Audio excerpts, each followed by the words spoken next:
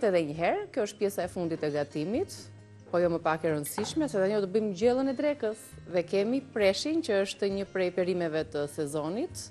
Do ta përdorim për gjatë gjithë dimrit se kemi shumë receta me presh, apo jo Albana? Sot bëjmë një gjellë me presh. Piper edhe masën e kripës. Po, se vendosëm qepën të parën, dihet që nis gatimi me qepën që tretet. Marr mishin duke i shtuar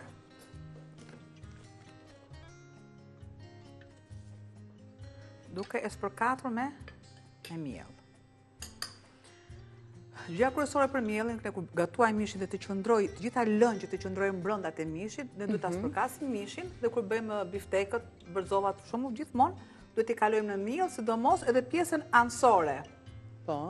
Këtë punë, kjo është shumë e duhur dhe në gatimin e mishit. Përse? Sepse lëshon lëngjet e veta, mban lëngjet brenda, është i zirë patjetër që po, por trash edhe lëngun. Pra mua nuk më duhet tjetë diçka veç gjella, veç lëngu, veç preshi ose perimet e tjera. Kjo është arsyeja pse u spërkatu pudros mishi me miell. Vetëm për t'i mbajtur lëngjet, por edhe për ta trashur gjellën, për ta bërë atë më të plot. Vendosur tani mbi qepën. Qepa është tretur, është bërë transparente, do vazhdoj të dhe pjesën tretet më mirë.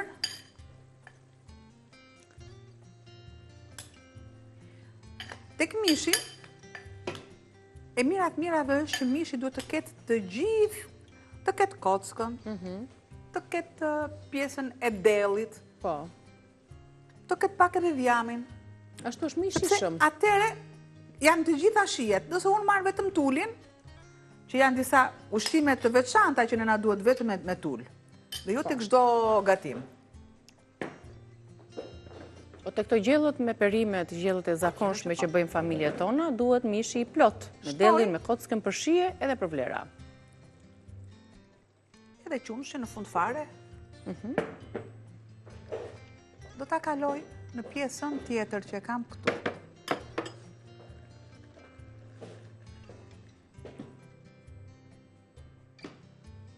E kaloj këtu.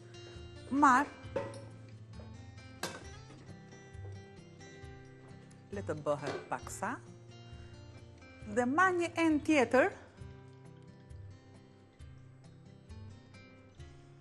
të më ngrohet paksa vaj. Do gatuhet preshi. Tani, kjo prerja kështu e preshit. Nuk lejon. Është për estetik, apo? Jo, nuk lejon që misha të hiqet. Të pra zbërthehet aty. Në kaq madhësi, pra në kaq tjetë gjatësia për shumë, duhet jetë sa gjysma e gishtit. Po. Dhe nuk lejon që të hikin fletët njëra mbas tjetrës. Prandaj edhe është pjertazi. Dhe kam vepruar në të kundërtën, i kam bërë pak pjertazi sepse duhet që të ketë edhe të jetë edhe simetrike, edhe estetika dhe gjithçka. Te karotat dhe të këto tjera nuk ndikon sepse nuk kanë këmisha. Shoh që fillon dhe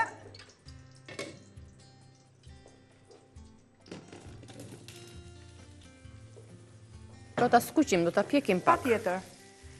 Tek fundoret, tek bishti që heq këto unë, sepse nuk është prerë mirë. Normalisht këto janë më të kollajta për të hequr, prandaj dhe ne themi kur bëjmë gjellë me presh, ne nuk vendosim pjesën e trupit me bishtin. Ja.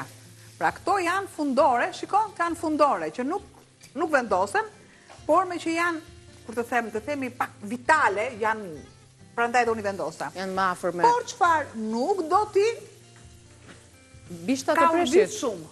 Bishtat e preshit kanë qofte. Qofte, byrek, gatimet të tjera. Kjo pjesa e bardhë është pjesa më e butë, me ëmbël, në shije me butë. Një gjethe dafine.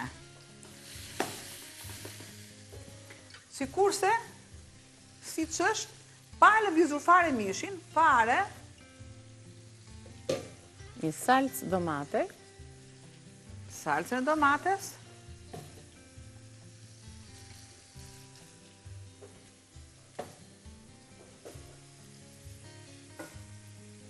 Ja.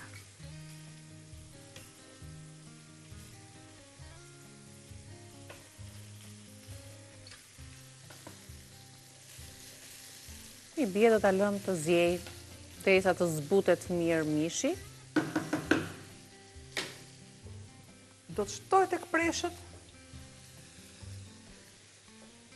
edhe karotat.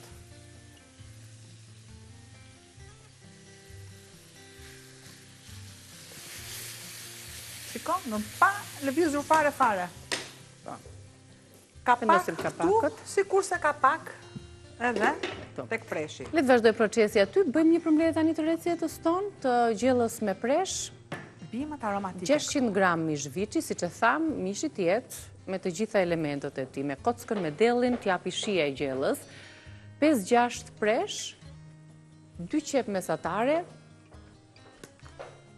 2-3 domate ose 1 lugë gjelle salc, 1 karot, 2-3 lugë vaj ulliri, 1 gjethe dafin dhe 1 litër ujë ose lëng mishi. Kripi perizi, pastaj për të reguluar shijen përmes së dyshe. Tani preshi është i sezonit. Ne e dim që ka shumë gatime me presh në supa qofte, siç i përmendi Albana, byreke me radhë. Por ne përveç se gatimeve, sigurisht që një prej arsyeve që zgjedhim perime të ndryshme të stinës është edhe fakti që ato përdoren edhe si ilaçe në një farë mënyre.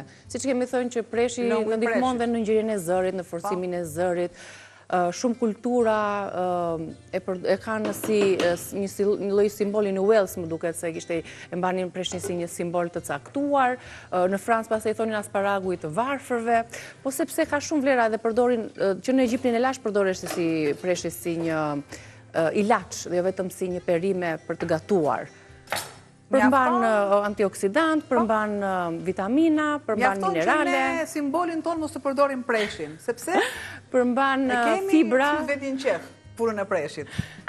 Më e rëndësishmja, se duke qenë se ka ujë në pjesën më të madhe të vet, ka 70% në trupin e vet ujë. Po, është një detoksifikues shumë i mirë për të nxjerrë toksinat nga trupi përmes veshkës, përmban fibra që është shumë i mirë për sistemin e tretjes, përmban minerale të caktuara, përmban hekur, kështu që mos e neglizhoni.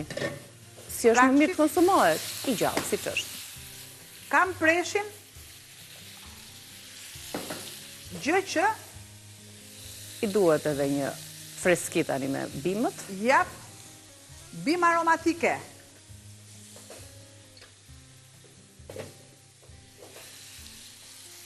Do të shtoj